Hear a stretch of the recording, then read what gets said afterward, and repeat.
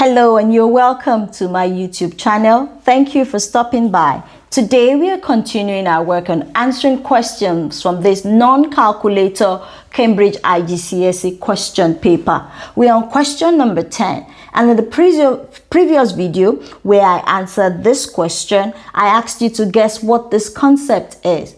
If you guessed right, yes, it is circle theorems. Now, this particular question, you've been asked to find the angles I have written here. Why have I written them to the side? Because I want us to keep our eyes on the diagram while we answer the questions. So yes, the questions are down here, but I have written them up here to help us stick to looking at the diagram while we answer the questions. I hope you understand. Let's dive right in. Now, when you see a question like this, it is advisable for you to read the extra information as stated at the bottom of the question. So let's read this together. A, B, and C are 3 points on a circle. So we have A, B, and C. If you look critically, you'll notice that you could have what we call triangle ABC. That will be very important to answering the question pretty soon. Just keep that thought.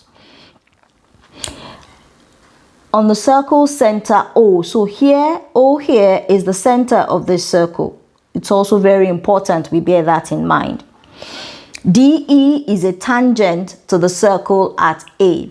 A tangent is a line that cuts a circle at just one point. So this particular tangent is touching this circle at point A. Okay, let's keep that thought too. It's going to help us pretty soon. And we are told that angle ACO is 35. Stating the obvious, right? But you're going to see why that is important. Because if we see that angle here, that angle ACO is 35. Remember we said O is the center of the circle. If O is the center of the circle and this particular line goes from O to C on the circumference of the circle, it means that this line is a radius. Also, this line goes from the center to the circumference. It also means it's a radius. So both lines are equal. Now, when we have two lines that are equal in a triangle, or two sides of a triangle are equal, we say that triangle is an isosceles triangle. One of the properties of the isosceles triangle is that two of its sides are equal and makes two of the base angles equal. So if the angle here is 35, it implies that the angle up here is also 35. Were we told to write that in? No, but that's going to help us to answer the question. Okay, we're told that, excuse me, and we're told that angle BCO is 40. BCO is 40. We're going to hold that thought for a bit. Let's try to start answering the questions. The very first question we want to answer is AOC. AOC. Now, you need to realize that the angle is on the letter in the middle of those three letters. When you say AOC, it means the angle at O. We mentioned that earlier. Now, take a good look at this particular shape. You will notice that earlier we said triangle AOC is isosceles. If it is isosceles, it means that the base angles are equal. So we have written 35 here. That means this angle here, the angle we are being asked for now, angle AOC, is just going to be what is left of 180 when we have taken out 35 twice, because the sum of angles in the triangle is what? 180. So AOC will be given by 180 minus the sum of 35 plus 35. That means 180 minus 70, and that gives us 110. So our angle AOC is 110. Next question, we've been asked for angle ABC. ABC. So that's the angle here. Remember, the angle is at the letter in the middle. Okay, now if it's the angle we're looking for,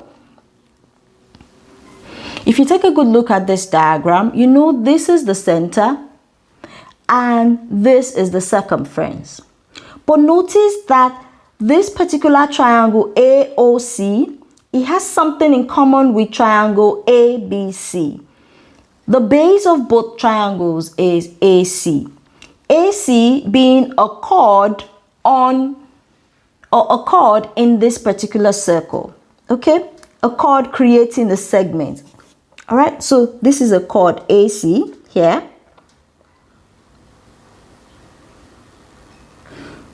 It is the same chord that subtends this angle at the center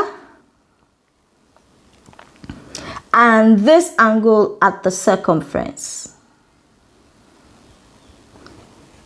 One of the angle theorems states that angle at the center is twice the angle at the circumference if they are coming from the same chord or the same segment. So we just established that this angle here is 110. So the angle at the circumference, ABC, will be what? 110 divided by 2. Why? Angle at the circumference is half of angle at the center. So ABC is going to be 55.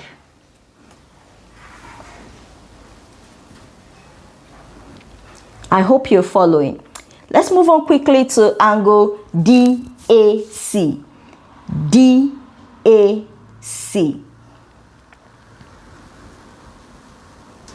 So I'm taking off this annotation so that they don't get confusing. I'm going to write back the angles that we found. I just want to take out the annotations. Okay, so we've established that this is 110. This side is equal to this side. This is 35. Okay, and we just found this out to be 55 degrees. Okay, now we're looking for DAC, this angle here. Now, if you look at this angle DAC, you notice that it is the angle made between that tangent and the line AC that creates the angle. Let me go back over that.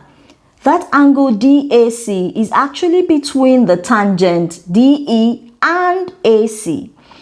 This angle here is in this segment. Remember we mentioned that we had a segment up here. Let me color it in blue so that you see this particular place here. This is a segment AC.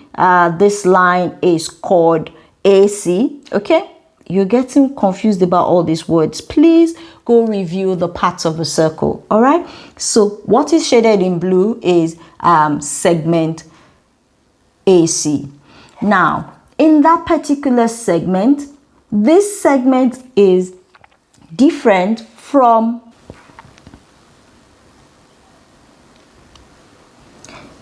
this segment in blue is different from this segment in yellow. Okay, you know a segment is a portion of a circle.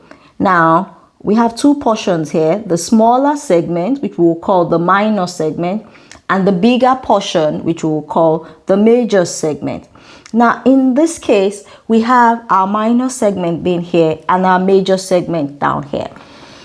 If you look closely at this diagram, this angle is in the minor segment, okay? And there is this angle created by the same line AC in the major segment. The theorem I am trying to make you realize is what we call the alternate segment theorem. The alternate segment theorem states that the angle in alternate segments are equal. So in this segment here, created by this same chord AC down here, is 55. Therefore, the angle here will also be 55 degrees.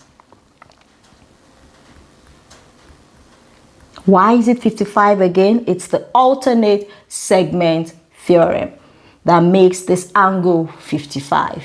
All right, and finally for this question, we've been asked to find OAB.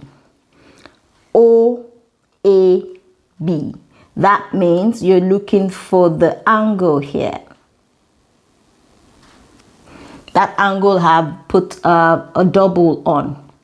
if you look at that angle, let me draw this out so you could see it more clearly. You have A, B, and C. Okay, this is just a quick sketch. You have C, you have B here, and you have A here. All right, in here, yes, you had this. But if you observe, you know what this angle is. Put together, that is 75 because it is 35 plus 40. This angle here is 55 degrees. So we could easily find what this angle is, knowing fully well that the sum of angles in a triangle is what? 180. But even better than that, we already know that this portion is 35. So what we are being asked right now is for the angle here, our angle angle OAB. So that's the angle there that we're looking out for.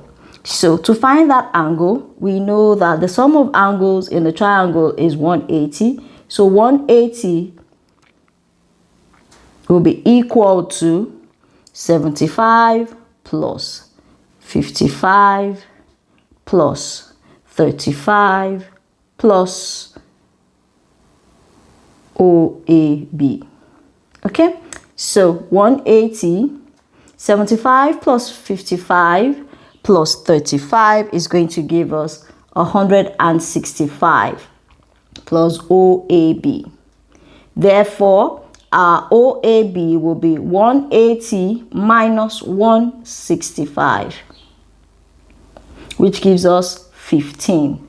So angle OAB is 15 degrees.